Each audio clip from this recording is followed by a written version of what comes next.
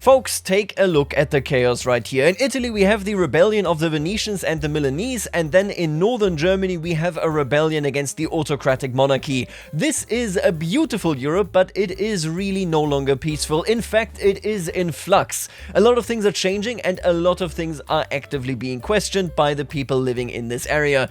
In particular, of course, here in our home country. It's 1874 right now, and we once were a very, very stable theocracy.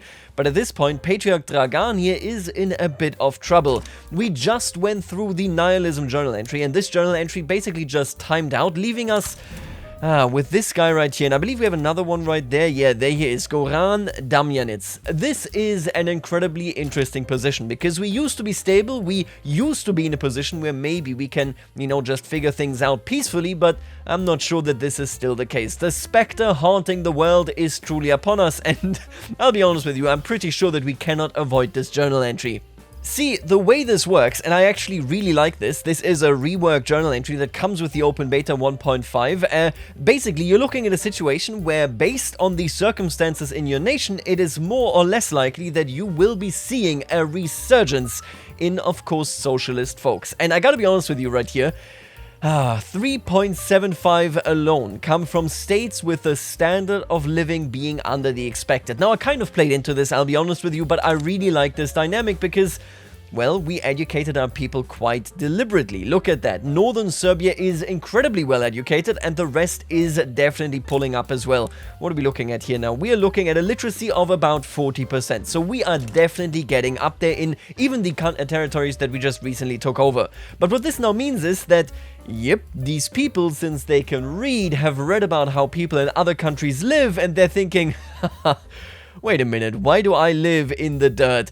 Yeah, they want to get better pay, they want to get better taxes, they want to get better governing, and maybe that will ultimately lead to the end of the theocracy. So today we're going to take a look at that, we're going to see how it looks internally, and of course I will be spying for an opportunity to maybe kick the Austrians or the Ottomans out of territory that surely should belong to us. And just looking at this, I'm thinking, could we even avoid the Spectre haunting the world here? I think I will take some steps, don't get me wrong here, to hopefully annihilate this stream, but honestly, this theocracy is very bad at this. We failed when it came to the nihilists, and I'm pretty sure that we're going to fail right here, but it definitely is going to lead us down a path, that is a bit more extreme maybe, that says that our people are the enemy rather than somebody to be protected.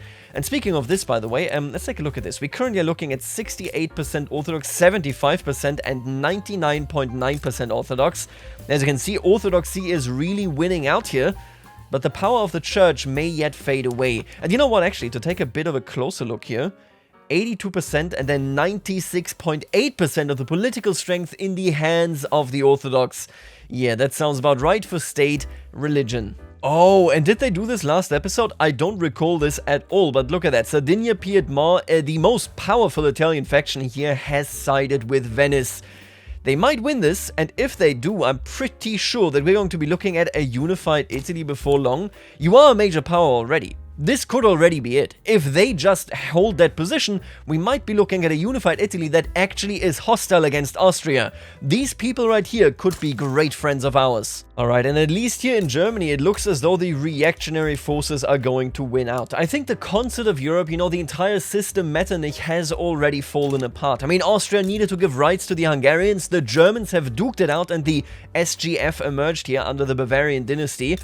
Is Metternich still here? I doubt it, right? Yeah, he is not here. Indeed, they're actually being led by a Hungarian. Oh, that is fascinating. Austria really is changing the way it looks, but in Germany, things may remain the same. I mean, look at this. The Netherlands are actually aiding North Germany. I wonder what they are getting out of this. Is it just a... Nope, it's not even an obligation. I really do wonder what they're getting out of this. Oh, it's just a defensive pact.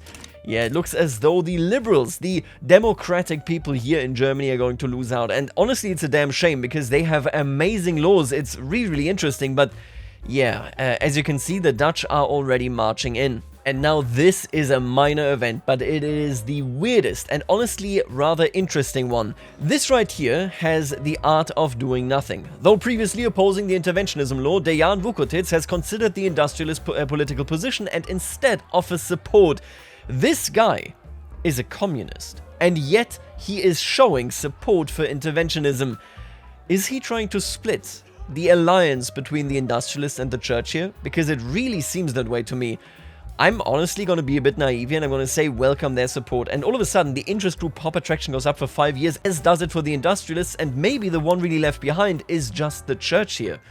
I guess the communists are less in favor of theocracy than they are, you know, for capitalism. And damn, I really gotta say, Italy is in the best position they could have been in. They are rebelling, they are looking at an Austria that isn't too powerful. I mean, they have plenty of power, but it could have been worse. And yet they are losing. Look at that. Venice is being conquered. And as soon as, of course, Venice falls, the entire war of liberation here falls.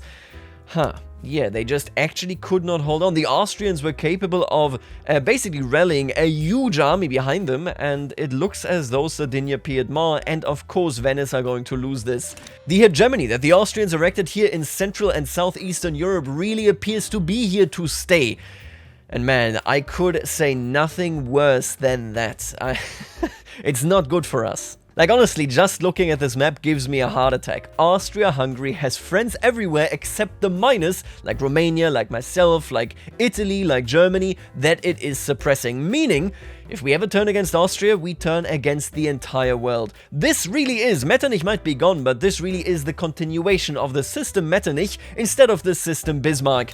How are the Ottomans doing? Oh, the Ottomans, there is a lot less here in favor of the Ottomans. If they weren't allied to Austria, and honestly, even to the Romanians here, this is just ridiculous, but if they weren't allied to Austria, I think the Ottomans would be pretty much, you know, open for conquest.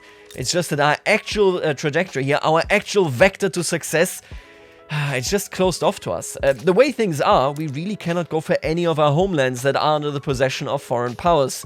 And oh my god, look at that. Gorjan Damjanits actually retired. He was the hardcore communist, and now we have a social democrat in charge of the intelligentsia. Maybe somebody we can actually negotiate with, although, yeah, they're still really, really unhappy. And of course, it has to be said, this journal entry will soon be finished, and who knows where the intelligentsia will go by then. And yep, there we go. This came so fast. This journal entry really pushes through if you are a very reactionary autocracy, which we are. Again, I'm a big fan because this should also really push Russia into this direction, which of course is kind of missing right now. But yeah, a world to win. With socialist ideas sweeping across Serbia, the Abakumovit's government has determined that drastic concessions to arrest its progress must be considered. There's sufficient momentum for a rapid policy change. So, we had nihilism, we struggled with that, it timed out so it lost momentum, but it never really died out. It then went directly into this right here, and all of a sudden we have a beast in front of us that is completely on the run. It's on the loose, and I don't think we really can actually contain it. The proletariat is everywhere, assuming a threatening attitude, and is beginning to count the ranks of its enemies, far weaker in numbers than itself, and to demand the actualization of its rights.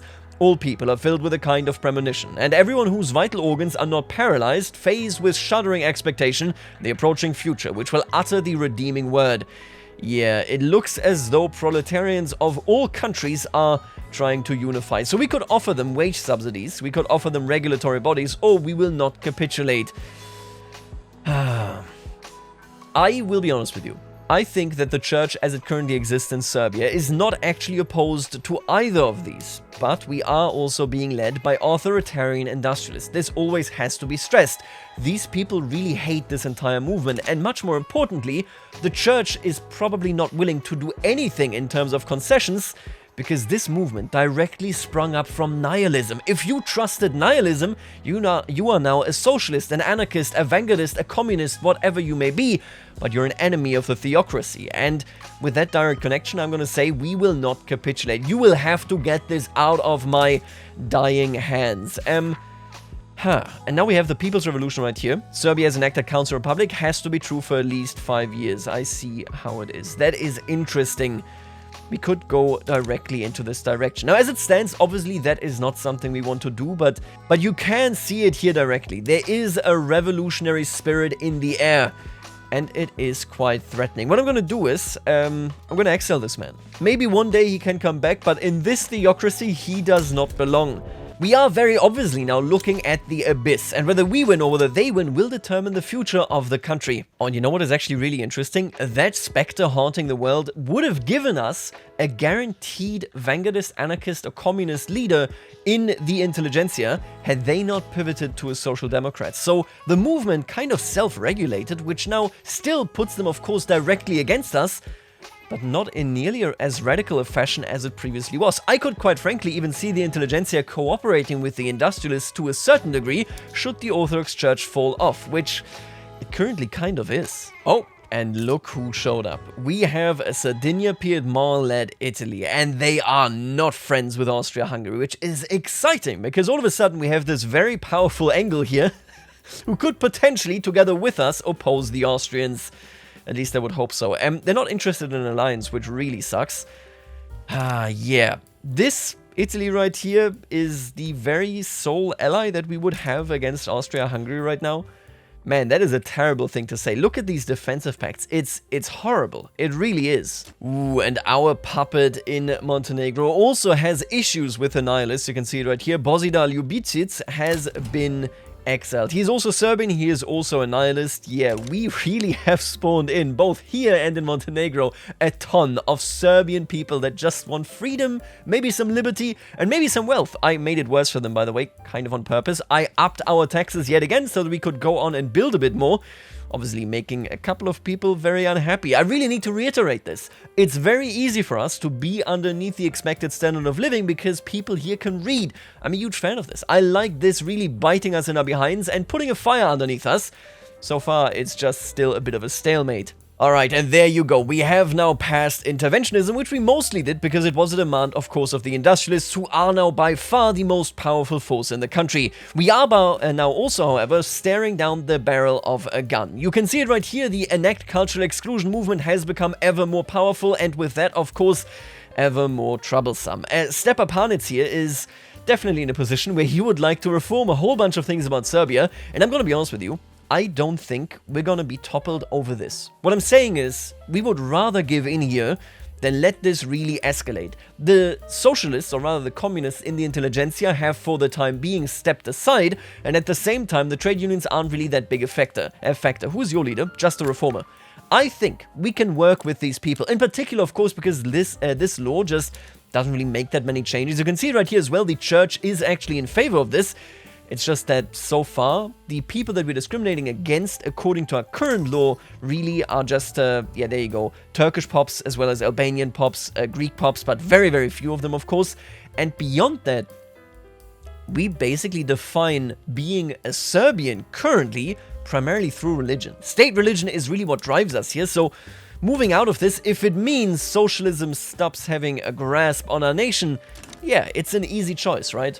You know, the positive belief in our theocratic message really is kind of gone. For the longest time in Europe as a whole, and I think in particular in Serbia as well, believing that a monarchy, so being led by somebody that is a God-blessed, let's not say God-appointed, but at the very least a God-blessed monarch, was a belief that existed even if you wanted democracy to really come and take hold of things. You had this, of course, in France, in Belgium, in Netherlands, in Sweden, in Germany, and so on and so forth. People really were dedicated to the idea of monarchism, except they wanted to tweak it to, you know, for example, give more rights to the common citizen, to define itself via nationalism rather than via God or the dynasty, and so on. Here in Serbia, currently, I'm really not smelling that same dedication to the theocracy. People do not believe in this system. Let's actually take a quick look at this. The rural folk, which make up a ton of our population, are very unhappy. Then the petite bourgeoisie, who should be carrying this theocracy into modernity, also not very happy. I guess the happiest people here, after all, because they make a lot of money, are the industrialists. And then, yeah, I mean, the common worker obviously also very unhappy.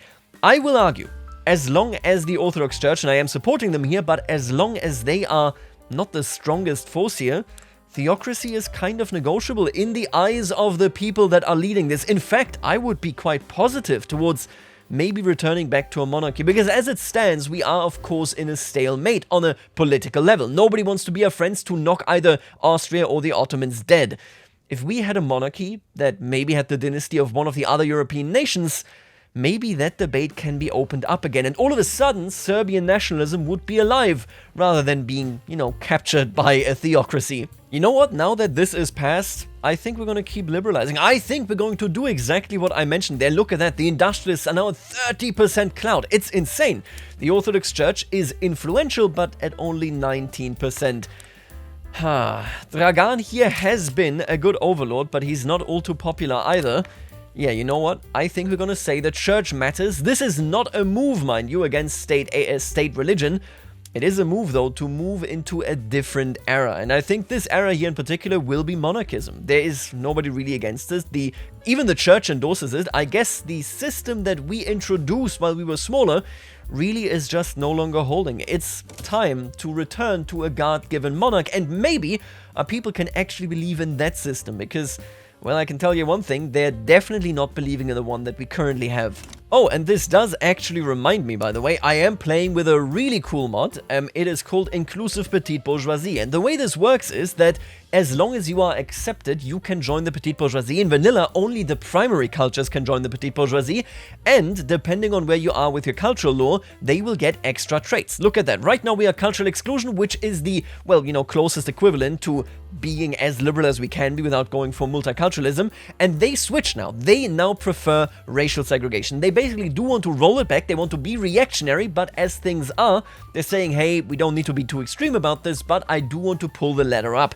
I really like this mod. It makes the Petite Bourgeoisie a lot more powerful, because now, for example, Bosniaks, for example, Croatians can join, and it really has this I want to pull the ladder up behind me effect. If we ever go a bit more reactionary again, we would go for racial segregation, we would maybe then even go further and so on, and these traits would be exchanged. I really like that. And look at that, we are now getting into construction of a national mythos here.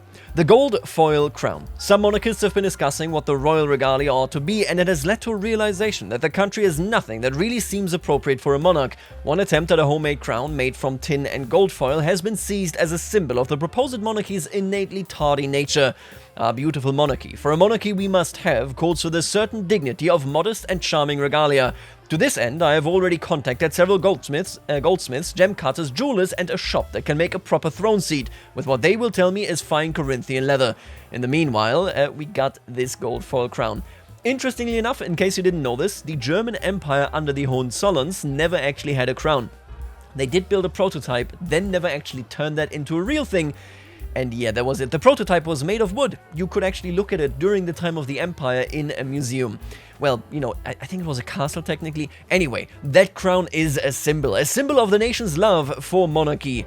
Yeah, listen, theocracy clearly didn't work out. We're still insanely religious and we're still insanely illiberal. The way I see this is, yeah, the people yearn for a monarch, a strong and powerful, churchly ordained monarch. So I'm gonna hope that this ups our chances, and indeed it is. We are building a national myth that is directly tied to a monarch and the blessings a monarchy brings. Oh, and we actually have a new patriarch, and it's Miroslav Panits.